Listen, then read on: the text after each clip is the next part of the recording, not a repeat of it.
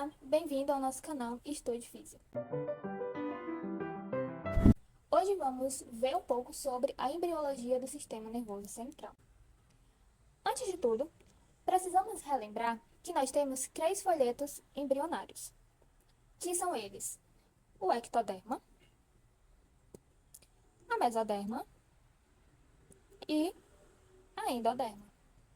Que cada uma delas vai ter uma participação na formação embrionária, mas que a mesoderma ela vai dar origem a porções mais mediais, como a derme, ossos e músculos, e também ao sistema reprodutor e ao sistema circulatório. Já a endoderme vai dar origem a também sistemas respiratório e órgãos do sistema digestório. E temos a ectoderma, que é a que nós vamos nos concentrar durante esse vídeo, porque a ectoderme ela vai se dividir em duas. Nós temos a ectoderme superficial, que dá origem à epiderme, alguns anexos epidérmicos, e temos a epiderme neural ou dorsal, que vai dar origem a partes do nosso sistema nervoso, com menção rosa ao sistema nervoso central. E também a ectoderme dá origem a algumas cavidades. Ok. Para nós passearmos pela formação desse sistema nervoso, nós precisamos relembrar que ela vai começar ali mais ou menos no final da 3ª semana, logo após a gastrulação e também a formação do disco embrionário trilaminar.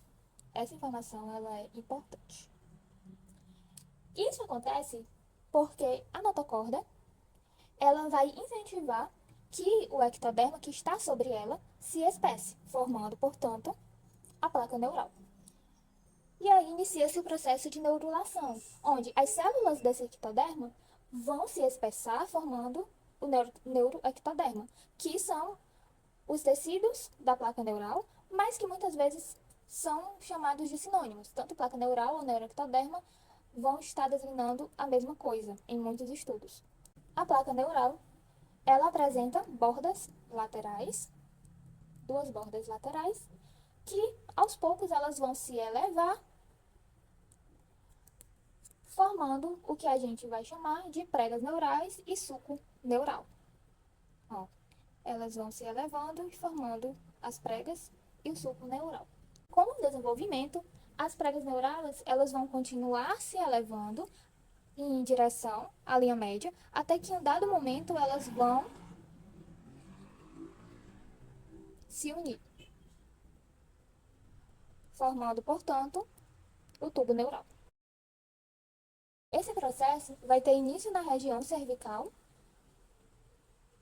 do embrião e vai se propagar no sentido céfalo-caudal.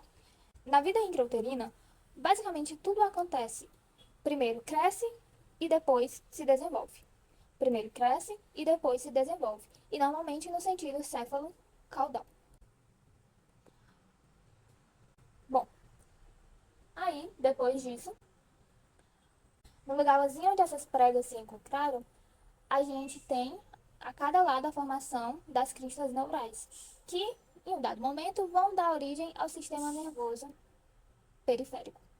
Mas assunto para outro vídeo. Depois que esse processo de neurulação ela se inicia, está ali se formando, a gente vai precisar que esse tubo neural ele venha a se fechar para dar continuidade no processo de desenvolvimento do sistema nervoso central. Então, aqui nós temos os processos que nós falamos até agora.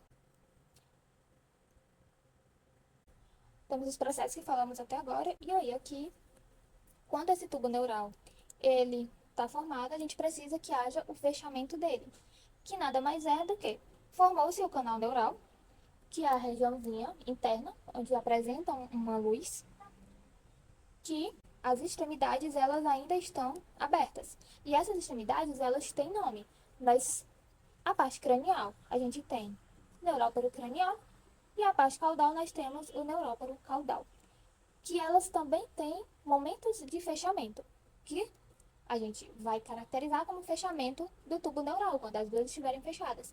O neuróporo cranial, ela vai se fechar por volta do 25º dia e o neuróporo caudal vai se fechar ali no finalzinho da quarta semana. A gente pode dizer que é aproximadamente no 50º dia de vida embrionária.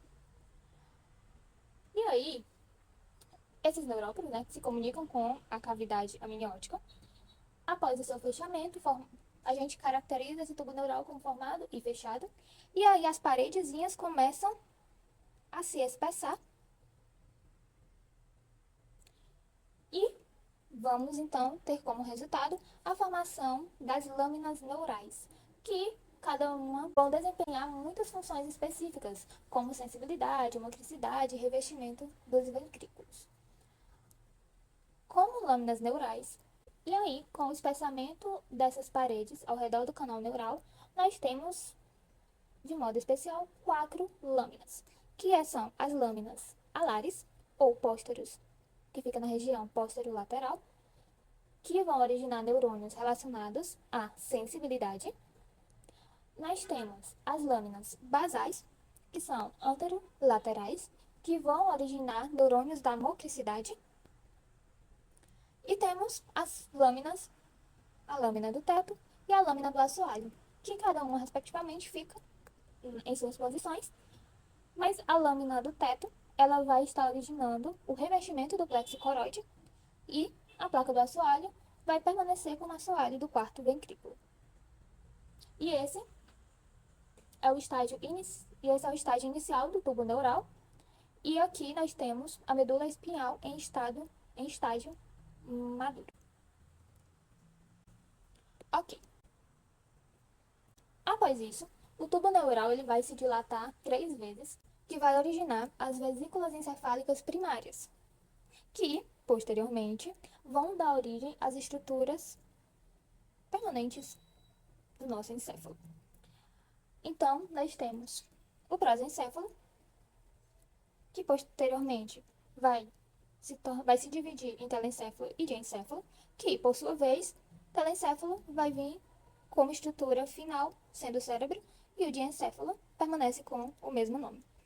Nós temos o mesencéfalo, que permanece com o mesmo nome em todos os estágios, e temos o robencéfalo, que ele, inicialmente, se distingue em metencéfalo e hemelencéfalo, e em estruturas finais vai dar origem ao cerebelo e ponte e ao bulbo. E aqui nós temos, como mapa mental e pequeno resumo, destas fases iniciais do desenvolvimento embrionário do sistema nervoso central. Se você quer mais vídeos sobre esses e também dando continuidade a esse assunto, é só você dar o like, comentar e nos seguir. Tchau, tchau!